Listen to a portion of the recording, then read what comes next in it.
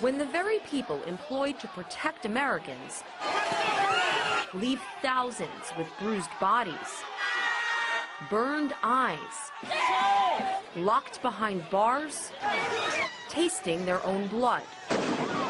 The land of the free adopts an entirely new image. The travesty of democracy, the way the police are totally suppressing the people's rights to assemble and to protest.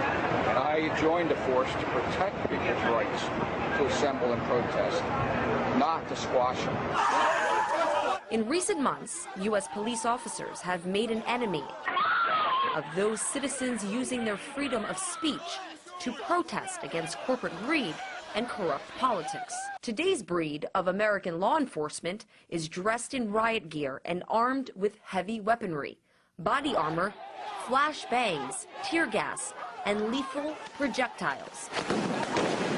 As tens of thousands of Americans assemble, cops have been accused of creating confrontation, not diffusing it. There is no honor in this!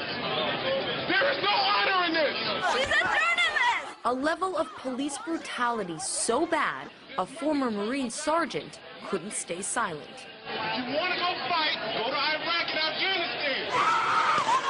A war veteran who survived 2 tours in Iraq was seriously injured by local police officers using flash grenade canisters against Occupy protesters. What's your name? What's your name? 24-year-old Scott Olson was hospitalized with serious head injuries. In Seattle, the oldest victim of the police-turned-paramilitary was an 84-year-old activist temporarily blinded by pepper spray.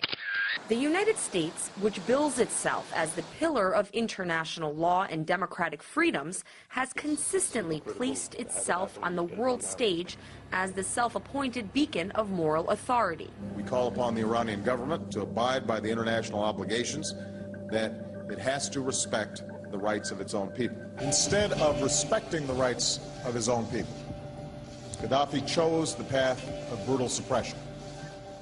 Innocent civilians were imprisoned and in some cases beaten. Meanwhile, at home, as dissent in America grows louder, many say Washington's glass house of hypocrisy has shown beautiful symmetry. They want people to be able to have freedom of speech, but they don't want that freedom to interfere with them in any way, to be in any way disruptive or challenging to them. The line that traditionally separated U.S. soldiers from civilian law enforcement has arguably been erased, replaced by what's being dubbed the American militarization of police tactics. Tactics which reflect major cracks in the foundation of American principles such as democracy and human rights. Incidentally, the same principles the U.S. continues to teach all other countries about. Marina Portnaya, RT, New York.